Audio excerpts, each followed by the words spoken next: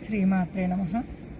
ఇలా కొత్తగా కొన్న ఇత్తడి గిన్నెలు నైవేద్య పాత్రలకు కానీ మామూలుగా ఇంట్లోకి వాడుకోవడానికి చేసేదాన్ని సంప్రోక్షణ శుద్ధి కర్మ అని అంటారండి. దీన్ని ఎలా చేస్తామో చూడండి. ఇలా పసుపు వేసుకోవాలి. పసుపు తర్వాత ఇది గంగాజలం అండి. అదేవిధంగా ఇవి ఆవు పాలు. ఇలా మొత్తం కలిపేసి లోపల బయట ఒక 5 నిమిషాలు ఇలా మూత పెట్టేసి తర్వాత లోపల బయట దీంతోనే మొత్తం సంప్రోక్షణ చేసేసిన తర్వాత ఇలా చేయడం వల్ల పాత్రలో లోహ దోషాన్ని తొలగిపోతాయి. వండడానికి నైవేద్యానికి చాలా బాగుంటుంది. సాక్షాత్తు అమృతంలాగా కూడా ఉంటుంది ప్రసాదం.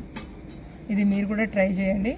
ఇలా మొత్తం గిన్నె అంతా ఇలా అన్నమాట శుద్ధి చేసుకోవడమే మొత్తం.